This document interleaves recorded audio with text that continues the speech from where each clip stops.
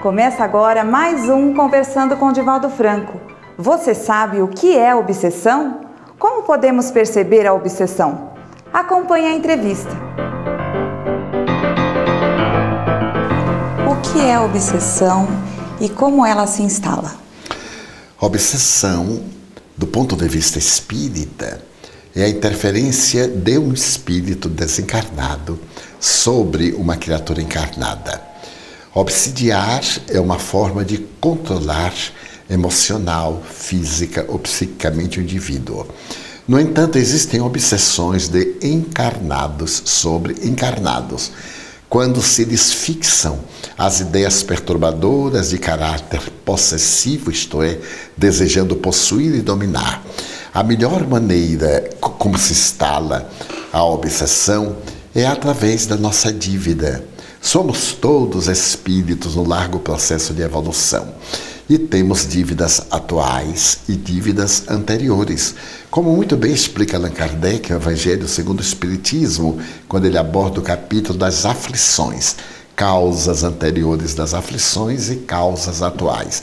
Equivale dizer que todos os atos que nós praticamos, bons ou maus, refletem-se em nós através de benefícios ou através de prejuízos. Nas obsessões, há sempre a presença de um espírito perturbador, vitimado pelo ódio, que deseja recuperar o seu sofrimento afligindo ou infligindo àquele que o desencadeou.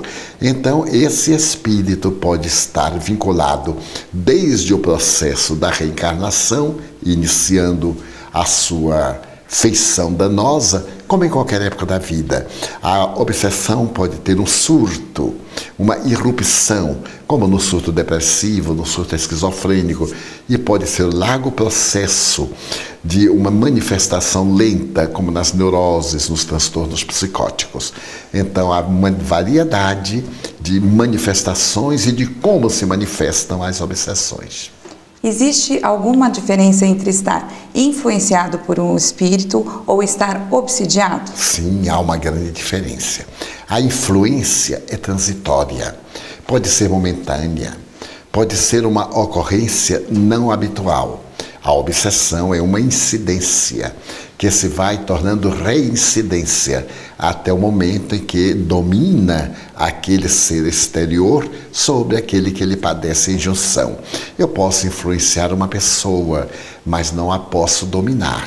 Mas a influência, se for perniciosa e persistente, termina numa obsessão.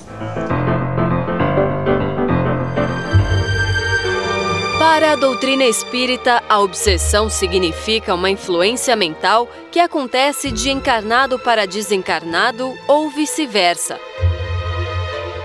As causas e os tipos dessa interferência sofrem variações, podendo se apresentar de forma simples ou mais complexa, chegando à perda total de controle sobre sua própria vida. Os pesquisadores do ponto de vista físico estão procurando medicamentos que possam corrigir isso. E os de psicodinâmica, terapias que possam ajudar o indivíduo a ter um controle maior sobre o seu pensamento. Embora muitos médicos admitam que para obter bons resultados é preciso oferecer um tratamento que leve em conta diferentes abordagens, grande parte ignora a existência do campo espiritual, resultando em tratamentos incompletos e ineficazes. Uma prova de que essa integração entre corpo, mente e espírito pode ser extremamente positiva é o trabalho desenvolvido com os pacientes portadores de necessidades especiais atendidos pelas Casas André Luiz. Tema que se tornou tese de mestrado de Dr. Frederico e que tem sido pesquisado por outros cientistas. Além do tratamento médico e técnico, a mudança de conduta, de comportamento e clínica dos pacientes é também influenciada por tratamentos espirituais, né? Preces, energização à distância, reuniões mediúnicas, né? A base do tratamento espiritual é a reforma interior. Sem reforma interior, sem mudança, sem crescimento, sem aperfeiçoamento, é igual àquele caso do indivíduo que mantém o contato com o agente aleja, né? Ou mantém o contato com o obsessor. Esses pensamentos negativos funcionam como verdadeiros ímãs, atraindo vivos ou mortos. Pensamentos geram sentimentos e sentimentos são transformados em emoções. Hoje em dia se fala muito em obsessão, mas também se fala muito em depressão. E o que são esses fenômenos? Abandonos, né, de uma causa de viver, né?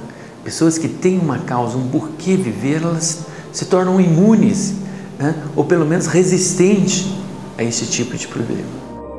No atual estágio evolutivo da humanidade, encontramos muitas dificuldades em nosso caminho para mantermos nossas ideias sempre elevadas. Mas a fé e o desejo de mudança podem ser nossa proteção contra influências de possíveis obsessores ou para que não nos tornemos obsessores de alguém. Por isso, a orientação de Jesus para orarmos e vigiarmos nossos pensamentos.